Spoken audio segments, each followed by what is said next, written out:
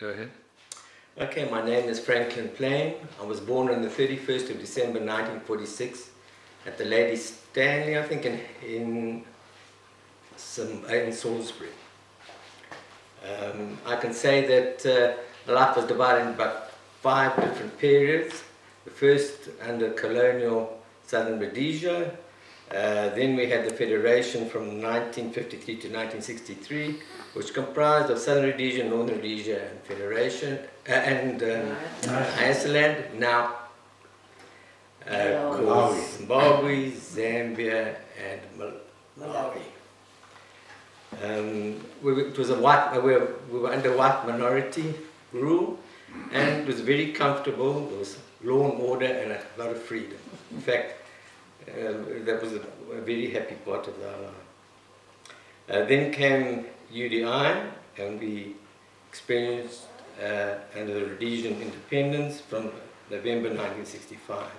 This again was under white minority rule, and the sanctions was imposed, and I can remember sleeping many nights in the car so that we could be in the queue to get petrol early in the morning. Commodities were short, and you had to have favors from people who were in the know to get a lot of the basic commodities. The biggest benefit from UDI was that the secondary industry in Rhodesia were developed. The Rhodesians were very well known for their creative skills. Then we came to Zimbabwe, independence under majority black rule, and at first the country prospered, but soon greed and corruption prevailed, and the utilities started to break down, commodities became short, and I would say the government education and health facilities were the worst hit. Standards just plummeted.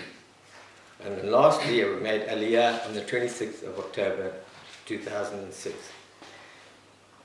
My father, Solomon Plein, was born in South Africa in 1904. His father, Yehuda Plein, came to South Africa in 1877 to escape conscription. He was born in Ponevis in Lithuania, and his mother, Sonia Hotz, came from Shovel in Lit. My father came from a strictly observant family and lived in Fox Street in Johannesburg as a small boy. After arriving in Southern Rhodesia, he gave up being observant as there was no kosher facilities at that time. He first came to Southern Rhodesia in 1926, and he was a storekeeper living in battlefields and then in Enkeldoorn. During the Second World War, he saw active service in Egypt, and at the end of the war, he was rewarded by being given the opportunity to buy farms or large farms at 2 and 6 shillings an acre under favorable terms. My father built the first multiracial hotel of the Federation.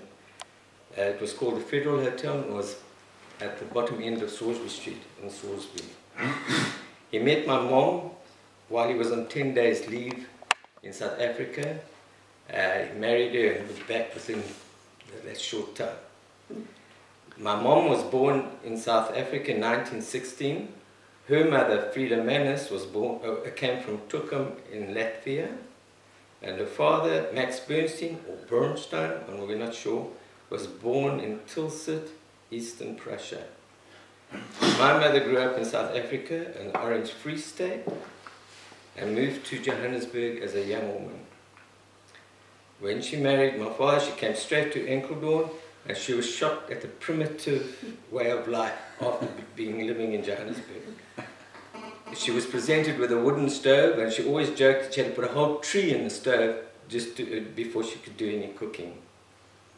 The toilets were outside at the back of the garden, and these were emptied and collected by the municipality every day. My parents were never active in politics nor in communal affairs. My early years were spent in Enkeldoorn. Law and order was strictly enforced in those days, and therefore freedom of movement as opposed to, we had complete freedom of movement. We could go anywhere quite safely, as opposed to my children who were not that lucky. Happily, I played with African children, and my first year at school was at a rural Afrikaans school, and this prompted my parents to leave Enkeldoorn and come to Salisbury. I went to Blakiston Kindergarten and then Blakiston Junior School. We started school at 8 in the morning and finished at 1:45. We had sports 3 times a week in the afternoon, and went to Harare 3 times a week. We rode to school and back home for lunch, and rode back again for sport. I went to Harare, but not for very long, as my parents didn't think it was that important. I was brought up in a Jewish traditional Orthodox family, celebrating the high holidays. Most of our holidays were spent in South Africa, or at Bar, or at the in the eastern districts. During my teenage years, I went to Mount Pleasant Boys High School. There again, we used to start school at 8:45 and finish at 1, and then have sports in the afternoon. A rabbi came to school to give us religious instructions once a week, I think it was. I received my driving license at the age of 16, and we were very privileged to have a happy childhood, wanting for nothing. My parents were humble, and at no time did we ever think we were better off than any others. I don't recall our staff ever being verbally abused. They were very, very well treated. I had no idea what anti-Semitism was all about while growing up. However, upon reflection, I realized that 1 or 2 incidents that happened to me could have been attributed to anti-Semitism. I had a bar mitzvah on the 14th of February 1960 at the Salisbury Hebrew Congregation Synagogue in Salisbury Street. I went to Beitar, Abonim, and Zionist youth, mainly for social reasons, not for any other. I worked for a year at Radio Limited before I was called up to do compulsory army basics training in February 1966, and as we were very lucky, this was the last 4.5 months intake. After that, we went to 9 months and then 18 months. I started Radioland in August 1966. After initial basic training in the army, I was called up every couple of months for 2 weeks stint until 1980 in the Signals Corps. This was under these circumstances, it was very difficult to run a business. Lucy stood in for me after we were married, and my dad stood in for me while I was away on duty before that. I married Lucy Shamari on the 4th of March 1973. We met at Zionist Youth. This union was regarded as a mixed marriage, quite acceptable in those days, while a decade earlier it was frowned upon from both the Sephardi and Ashkenazi sides. Lucy's parents were born in Rhode Island. Their father, Jack Shamari, and mother, Marie Benvenisti. Most of their families were exterminated during the Holocaust. Lucy was born in Gatuma on the 10th of March 1949 at the Queen Mary Maternity Home. She went to Peter Pan Nursery School, Sir John Kennedy Junior School, and Jamison High School, all in Gatuma. She was active in Chanashenesh, Union of Jewish Women, and just before making aliyah, joined the Harare Hebrew Kadisha. Life, and I would say it was a middle-class family. I was able to buy a house a few months before we got married. Mortgages were very easy to obtain. It was like 10% down and generous terms over 25 years. I don't think many people can do that today. Having domestic help gave us a lot of free time. The Jews had a reputation of being good employers and gave their staff good living conditions and paid above average wages. Our 3 staff enjoyed separate rooms and a communal lounge complete with television and refrigerator. The social activities were mainly entertainment at home, dinner parties, going to restaurants and sport. We went to synagogue as a family on Shabbat and celebrated all holidays. We turned kosher to accommodate our children, the community, and my sisters.